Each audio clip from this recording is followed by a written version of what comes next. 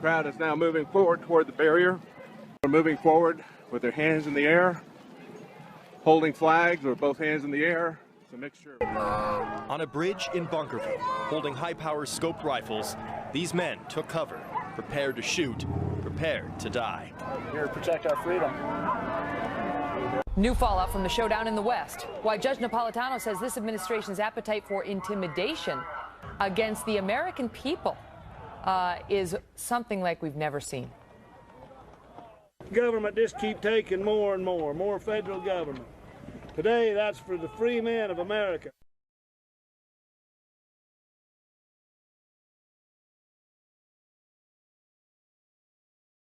Developing tonight, Fox News obtaining new video of the mess left behind after the standoff between federal agents and protesters at the Bundy cattle ranch in Nevada. William Lajeunesse is just back from the ranch. William? Well, the root of the dispute, of course, is the desert tortoise. A federal court gave the BLM authority to seize and impound Bundy's cattle to protect the tortoise. But the order did not say the agency could, as this video shows, destroy his water tanks, water lines, and fences. Bundy also blames the BLM for allegedly killing 2 prize bulls. If you notice, I'm inside this pen where that bull was shot. And if you look along the inside of this pen, there's nothing where this pen has been bent. If you look on the ground, the post is still in the same spot. It hasn't even moved. It's not like the bull was smashing this pen and trying to attack the people or anything. The pen is sitting here, hasn't moved, no damage whatsoever. Where was the danger in that bull? BLM wranglers allegedly shot the bulls because they were dangerous and could gore their horses. Bundy's friends say that the white bull was shot 5 times. Nowhere in the court order that I saw does it say that they can destroy infrastructure, destroy corrals, tanks, desert environment. Since the Bundy Ranch story broke last week and culminated in a tense standoff with federal agents on Saturday, resulting in the release of the Bundy Ranch cattle, we've been following the money. On the 10th, we reported the militia arrived in the area and cited a former BLM volunteer and a Nevada land broker who revealed to us the true value of the land and the parties who are interested in it. Now, welcome to the program, Rusty. Hello, Gary. Thanks for having me. Eventually, when I was in my mid-30s, I was just sort of traveling around trying to figure out, where the next land boom would be. And I was hanging out in Florida, hanging around real estate bigwigs, and started learning that the Las Vegas Valley was a really good bet because the casinos were growing in the late 80s and providing a lot of jobs. And there was at least 80,000 acres of really cheap available land in the Las Vegas Valley. So I did research and discovered that most of that land was originally given to Howard Hughes. Now, you actually worked for the Howard Hughes Corporation, and you assisted them. Could you help us? Tell us about that. Well, sort of what happened was the Howard Hughes heirs, they had a company called Suma Corporation in the early to mid-90s, and they were having trouble finding certain parcels of the land that they inherited. And because of the knowledge that I gained as a volunteer for the BLM and other research that I did and do at the Clark County Recorder's office, they hired me to help them find certain parcels that they were looking for that they couldn't find. And so that was one of the initial things that got me involved in land use issues and what's going on with land. It started out specifically in the Las Vegas Valley.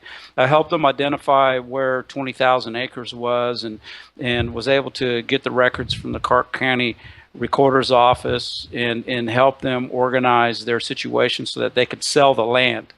They weren't able to sell the land because they didn't have the proper records and everything in hand. And I became an expert at being able to figure out, what's what and all that sort of thing. So when the Bundy Ranch situation flared up, what was your first inclination? What was your instinct to begin research? Well, I knew right away that the general media was lying. They weren't explaining the right issue. They were talking about turtles at first. Well, I worked as a volunteer in Red Rock, in the Red Rock National Conservation Area for over 10 years on the turtle situation. And there isn't any issue with protecting the desert tortoise out in that area where the Bundy Ranch is. It doesn't have anything to do with that. And the first clue to that came to me in the early 90s after they completed the I-15. They put this huge multi-million-dollar intersection in the middle of nowhere west of Bunkerville. And that was the first clue that there's some kind of big plan going on out there with that real estate out there. You don't put a huge highway interchange in the middle of nowhere. So basically, by putting the interstate intersection, they're planning to build something. And now with the Bundy Ranch situation flaring up, the BLM comes in. They're trying to force him off of his land. And in the research that you've uncovered, the magnesium dolomite is a rich mineral in the ground, and it has military applications. Yeah, well, what happened was in the early 90s, the federal government, Congress, ordered that all of the real estate surrounding the Las Vegas area, all of the government land be surveyed. And because of my volunteer work for the BLM for many years, cleaning up trash all over the place, and I'm an avid four-wheel driver and hiker, I've been on every byway, back road, trail that you can imagine within a 50 to 100 mile radius of Las Vegas. And right away, whenever surveyors were coming out from the Geological Survey to do the congressional mandated survey, quite often they requested that I would escort them out there because I know how to get in and out of these areas. A lot of these areas are really dangerous and and you have to have experience to get in and out, and you have to know what you're doing.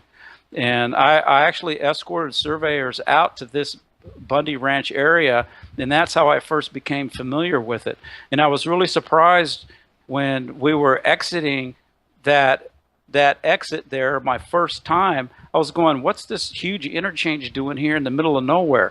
And then we go down and we go up, and they wanted to go up and survey up to the Utah border, up in this real rugged mountain area. And I was like, well, what's up with this?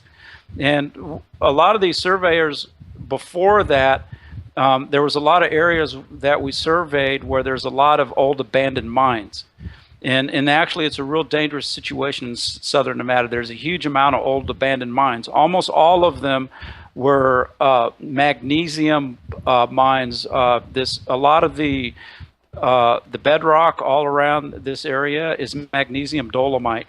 And wherever any of this dolomite exists near an ancient undersea volcanic vent, there's real high quality magnesium rocks. The reason why I know this is because when I first started coming across these rocks, they look like meteorites. And I thought it'd be, the first time I found one, I go, this looks like a meteorite. So I rushed back to Las Vegas with it, and the geologist told me, no, it's not a meteorite, this is magnesium.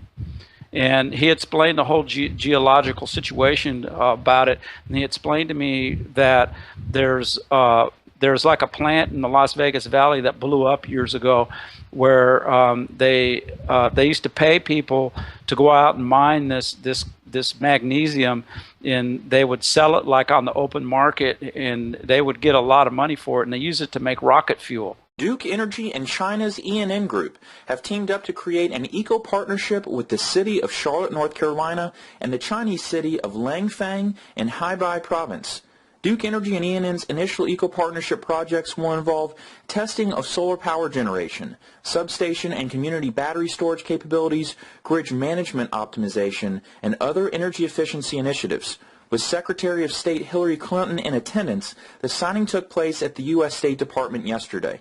Secretary Clinton was very pleased that the eco-partnership was coming to fruition.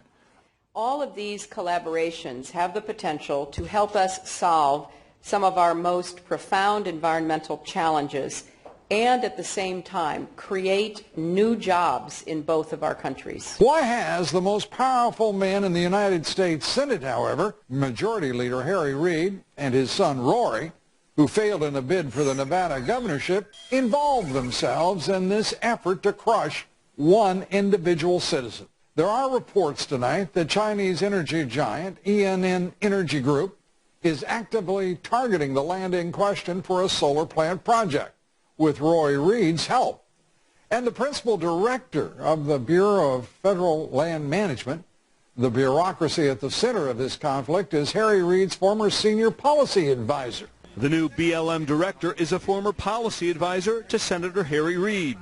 And Reid endorsed the judge who originally ruled against Bundy for a seat on the U.S. Supreme Court, while Reid's son, Rory, is a lobbyist for a Chinese energy giant, ENN, which proposed building a $5 million solar plant in Clark County. Let's talk about the Harry Reid connection, because the investigation that you uncovered at the Clark County Assessor's Office revealed that they actually have corporations that are bordering the Bundy property. Could you explain in detail? Well, the way it works is like the Roy Rogers things that my father used to quote is you got to figure out where the people are going to be and get there first. One of the best examples of that is McDonald's. What McDonald's does, McDonald's is not a hamburger company. They're one of the largest real estate companies in the world. The hamburger situation is just there so that they can cash in on the real estate. So what people do is they try to figure out what's going to happen with the rules and regulations with any particular area, and try to go in early and buy land when it's cheap, and then hold on to it. And because land, you don't have to pay a whole lot of tax on it, and certain things. And then what happens is, as the development starts, then you can make deals and lease deals, and the value of the land goes up. Basically, what happens is every time a piece of land is subdivided, technically all the related land goes up in value, because they don't subdivide any land unless there's some kind of developments in the future expected to happen there. So do you believe that Harry Reid and the corporations surrounding him have plans on that property itself? Well, do they have advanced knowledge of developments that'll take place there, hence the highway? Okay, well, this is what the situation is. The first clue to what's going on is a highway. And so whenever a highway goes in somewhere, there are these real estate people that are called vultures. And what the vultures do is they look for first when the roads are going to get in. And they try to anticipate before the road goes in and start buying up land. Well, adjacent to where the road is, sometimes it can be kind of risky, because sometimes plans change and different things go on. And usually the people that are most successful in being a vulture are ones that are connected to the government that's involved in planning where the road goes. And so what happens is what as a vulture real estate developer, what you're looking for is you're looking for land that you know is that a highway is going to be put in nearby, and you want to have some kind of future knowledge about what sort of development is going to go on, so that you can place your land purchases strategically in a way where there'll be high quality roads, commercial area nearby, access to whatever's going on. And this kind of planning usually starts 20 to 30 years in advance. And I personally believe that there's people that high up in the federal government that take advantage of these situations. Well, let's talk about some of the irregularities and anomalies that you discovered in the public record. What did you find? Okay, well, basically, whenever I was researching land, before technology was available, I would go down to the county assessor's office and go through all the recorded land histories of each parcel.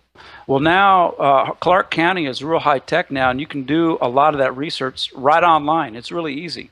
And so they have a system that used to be called the Info Mapper.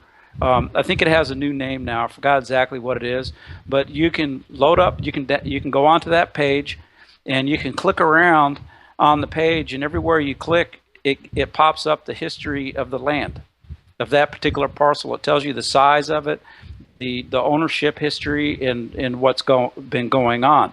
And so what I did was, when this Bundy thing started, getting into the news a couple of weeks ago, is I went on to the Clark County Assessor's website, and I started clicking around, checking out the land history of the lands there. And in the normally strategic areas where someone would want to acquire land and be able to cash in later on down the road in the future by owning this land, I started checking out the history.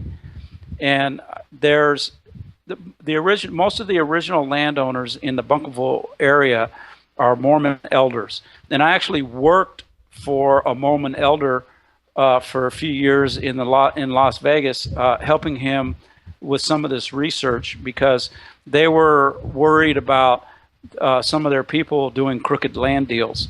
And so I educated him on how to find out what's going on with these lands. And they were actually concerned about the Bunkerville area back in the mid-90s. So anyway, what I did was I started clicking around. I noticed really strange things going on that are not normal in these types of situations related to the BLM. Basically, in general, the original mandate is that the BLM is managing sections, 640-acre parcels. They're sections, and the only time they're managing a land smaller than a section is if they have a section that borders private land. I started noticing during around 1996 and on, they started acquiring intermingling properties, smaller sections, and going in and somehow acquiring what used to be private land, and then the recorded history was disappearing on some of these recorded parcels. And I started blowing the whistle on that around 1996 and 1997, and I couldn't get any clear answers from anybody. Like in the county recorder's office, I was like, and they would say, oh, well, it's the federal government, they do what they're going to do. Well, let me ask you that. So how did people respond to your whistleblowing on this? Nobody really cared, and the important people that I associates in the real estate business, they said, well, then let's figure out what's going on and get in there and make some money. So I started clicking around in the area associated with that road that goes into Bunkerville there, just northeast of the Bunkerville property. And I noticed that a lot of the suspicious land activity started in the mid-'80s. And there's some of the parcels that I clicked on had histories that were reminiscent from my past experience of somebody having some kind of land battle. Sometimes what will happen is a bank will, like you'll get a loan from a bank, and then you'll go into financial trouble, and the bank will try to take your land. And then usually what happens is somehow a big company ends up with it. It's really strange how, and this is strange. This kind of thing doesn't happen in Kansas, but I started noticing it happens a lot in Southern Nevada. And you can't get, and it's really hard to, when I go and try to find the original owners, they won't talk. They're scared, these people. And so what I did is I noticed that some of those parcels there had some strange histories that involved banks, like Zion's Bank Corp. And then as I kept clicking, the Reed family name started popping up. And I know from my relationships with some Mormon elders that the Reed family is a very small, tight-knit family, Mormon family, and there aren't that many of them. So if the name Reed pops up in Nevada or Utah, they're related.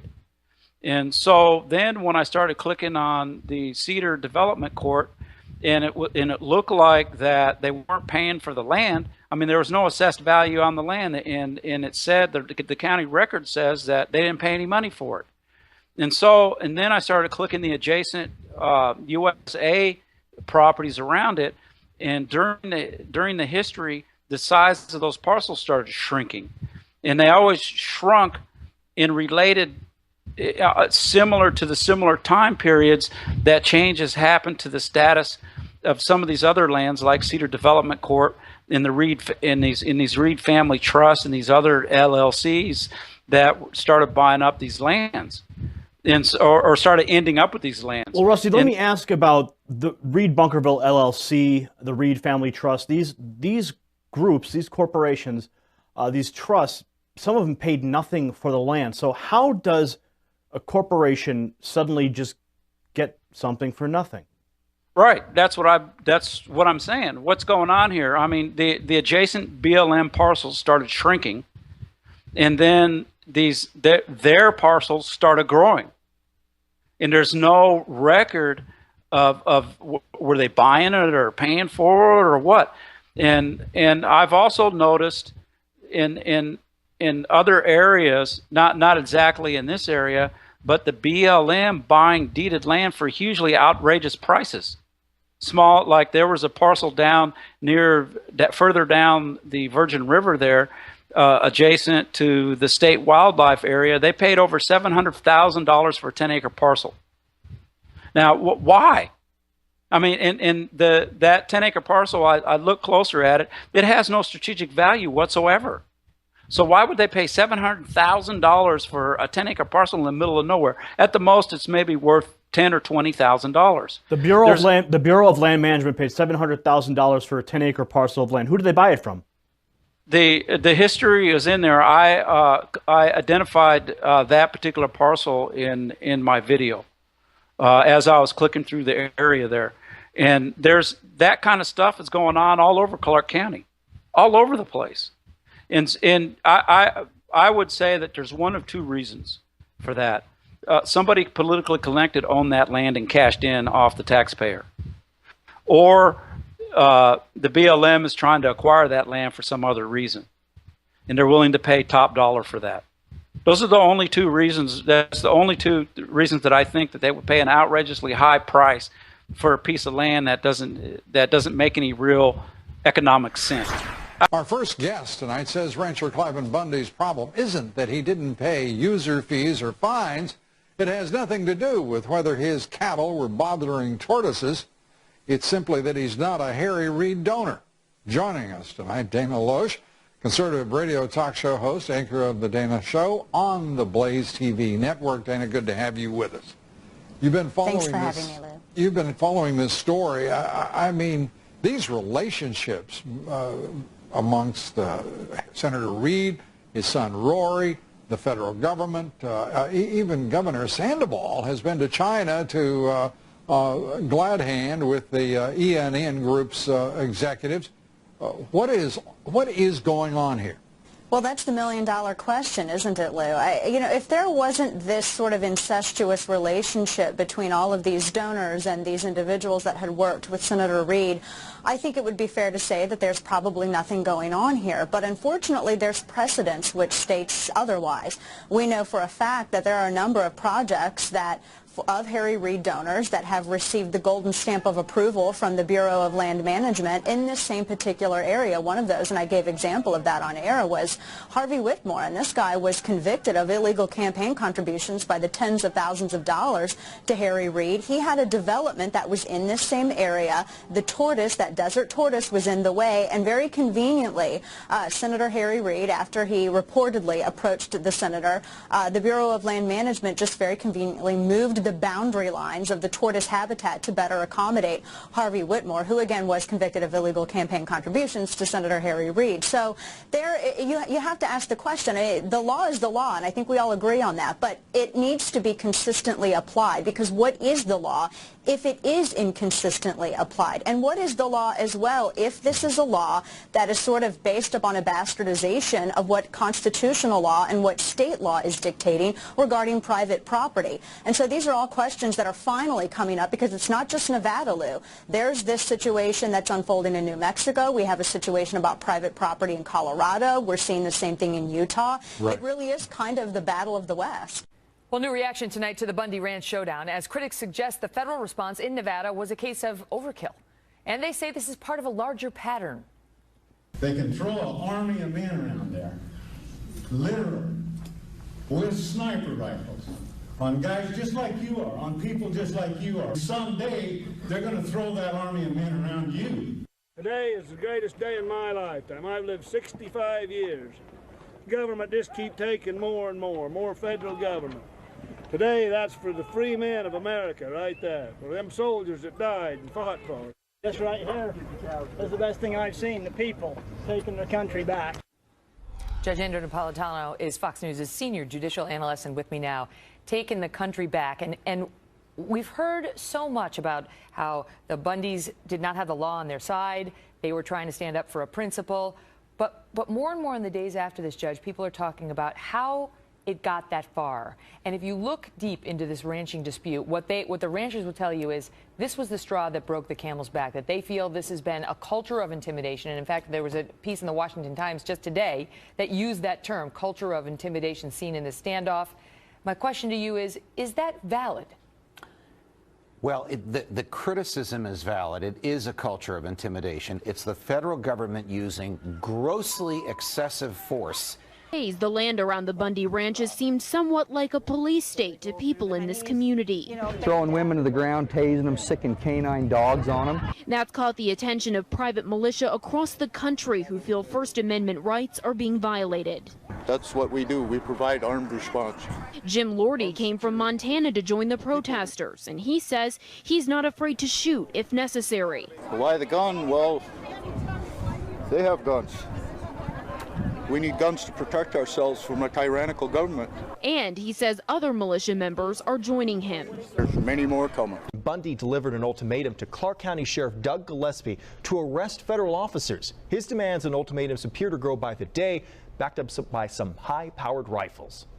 On a bridge in Bunkerville, holding high-powered scoped rifles, these men took cover, prepared to shoot, prepared to die. Here to protect our freedom. Had to happen sometime, might as well happen now, right? This Saturday, he took position with other gunmen, taking the high ground as federal agents waited in the wash below.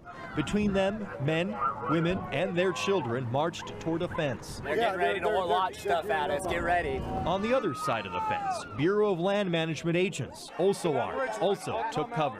My name's Eric. We came down from Idaho. Are you part of one of the militia groups? No, just independent. Just independent down here? From just a county civil defense unit. Okay. What does this mean? What does this victory for the Bundys mean, do you think? I think it means a lot, but it needs to keep happening. We need to keep matching show of force. There's a rancher in Texas right now under threat from the BLM. 90,000 acres on the Red River they're trying to take from him right now. You know, if you're in Texas, go there. Get on a bridge. Show them force. The Oklahoma militia say they have members in Nevada who say Bundy's cattle were unlawfully rounded up by the BLM. Evidently, here in America, you don't actually own the property anymore, if you ever did. The roundup sparked an armed standoff, but it wasn't the Bundy family who owns the cattle. It was militia members from across the nation going up against the BLM. Here in Oklahoma, militia members say they have nearly 50,000 volunteers. Members say they are taking Bundy's side and fear this governmental practice could spread to the Sooner State. Scott Shaw says with all of the recent constitutional infringements by the federal government, the Oklahoma Volunteer Militia is ready to take up arms if needed. It's up to the feds. The ball's in their court. You know, it depends. You can do this legally, or if you want to try to do a land grab violently, you can do that. We're going to resist you. Shaw says they haven't had to defend Oklahoma from the feds yet, but says it's beginning to become a concern. Just look around the country. They're doing it everywhere. If they can do it in Nevada, they can do it in Colorado, they can do it in Texas. I mean, what's to stop them from coming to Oklahoma? The only thing to stop them is we the people.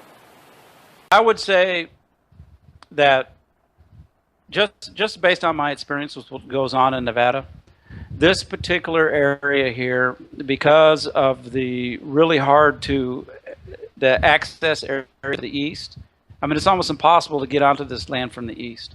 And the fact that it's bordered by Lake Mead and the Colorado River to the south and the Overton Arm, and the fact that the BLM has been evicting people out of the area to the west of there for the last 10 years, that the highest value to this land is its remote area that they can carry on secret activities on. They can secure this area very well. Today's Constitution Day, and a few years ago I wrote an essay about Constitution Day, and I asked a question, you know, is this a day of mourning or a day of celebration for the Constitution's and a relentless assault? And one other writer online actually said the Constitution's dead. It's been shot in the face by a shotgun. It's DRT, dead right there. And he's got a point. this government is wildly outside of the Constitution, and so is every level of government all the way down to your local town council. Mr. DeWeese has already pointed out, and others across the country have pointed out before, they're all outside the bounds. But when asked that question, I say no. The Constitution still lives because it still lives inside of our hearts.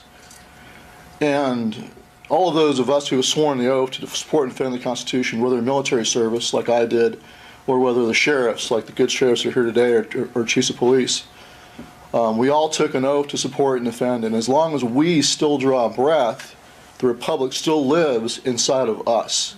So that's my answer to that.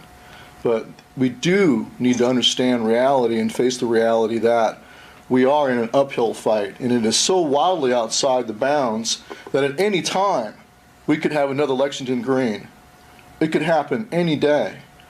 And in the aftermath of Bundy Ranch, I read some analysis by so-called intelligence centers in the counterterrorism intelligence centers in Nevada was one of them, and other places across the country that apparently don't get it.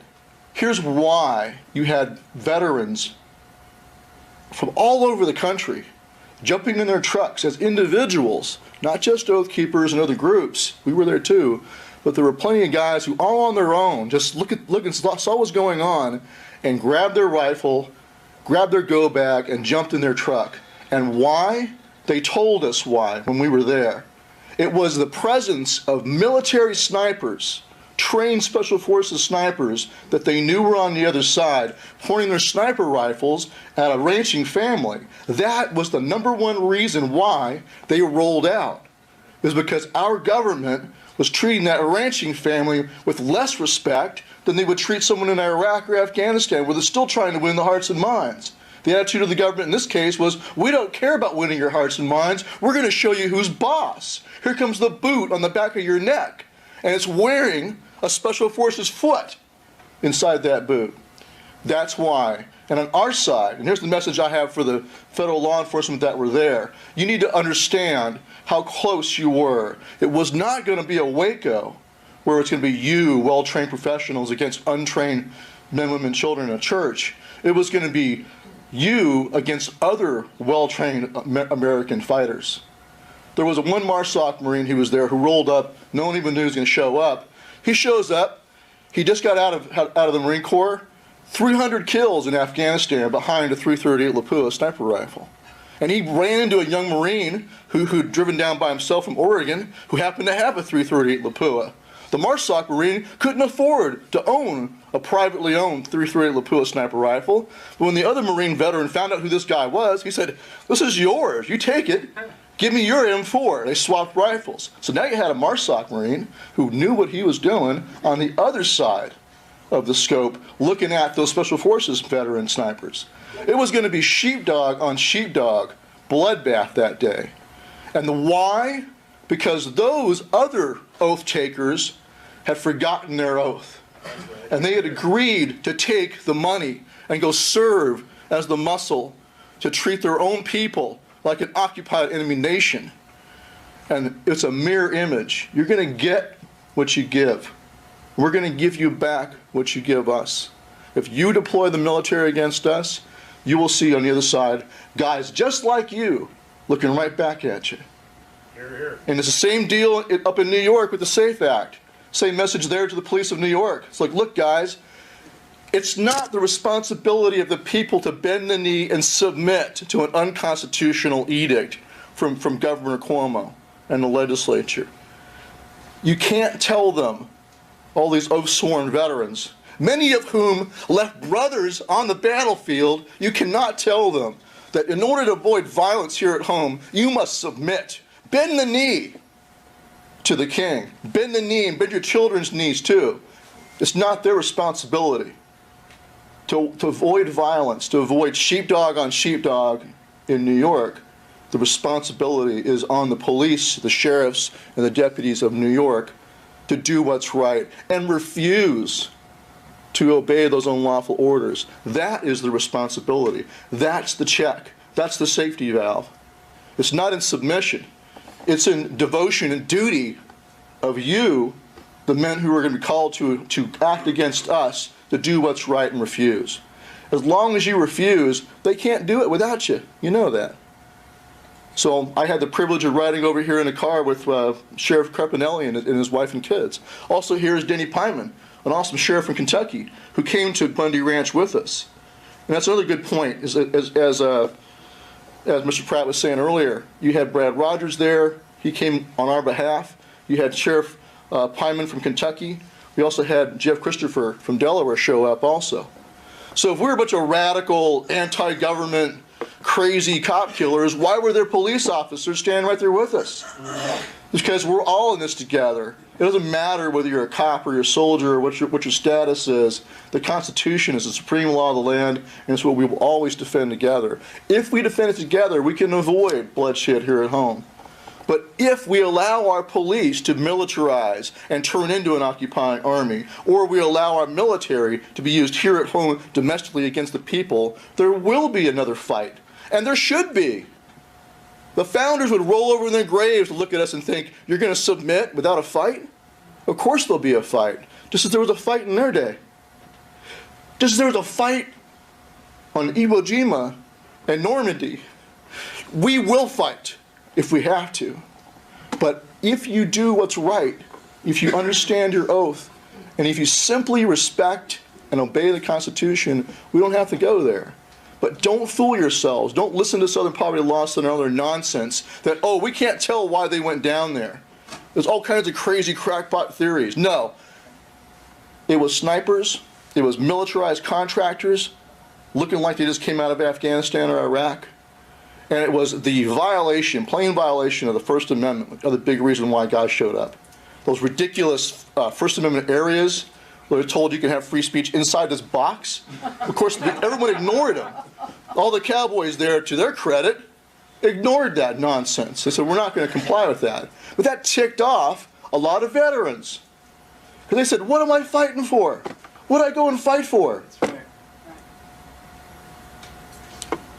And one more message for the feds out there. I want you to take a good hard look at who showed up. I want you to think about, number one, how many Marines showed up. And I was Army Airborne, and I'm very proud of that, but I'll tell you what, you got to give credit where credit's due. The Marines showed up en masse. There were more than any other veteran group out there. It was Marine Corps at Bundy Ranch. And don't think, you feds out there, don't think that the guys who just got out are much different than the guys who are still in. They're of the same mindset. And this is the politicians and your would-be dictators in Washington, D.C., this is what they're worried about, and they should be worried about it. They have to worry that if they go too hard, they drop the hammer too blatantly on Americans like at Bundy Ranch, that the Marine Corps will flip on them, and I think it would. And same goes for the close to the tip of the spear in the Army, Army Airborne, your Special Forces, your Navy SEALs, all those groups out there. The more hardcore they are as warriors, the more likely they are to look at something like that and say, that's it, I'm done, and join the resistance. And so that's why they are careful about what they do. It's not out of charity or concern for your lives that they don't drop the hammer. As we found out later on, they were actually considering a military strike at Bundy Ranch. Can you believe that? Washington Times reported it. They were considering using military force at Bundy Ranch. Thankfully, they did not. Because if they had, that would have kicked off a civil war in this country. It would have. We don't want that. But the way to avoid it, once again, is for those who are in the positions of enforcement, whether federal, state, whether they are in the military, they must refuse to be the muscle for idiots like Cuomo or Obama or Holder who don't understand warfare. Do not open the door on U.S. soil to sheepdog on sheepdog violence. Don't do it. Thank you.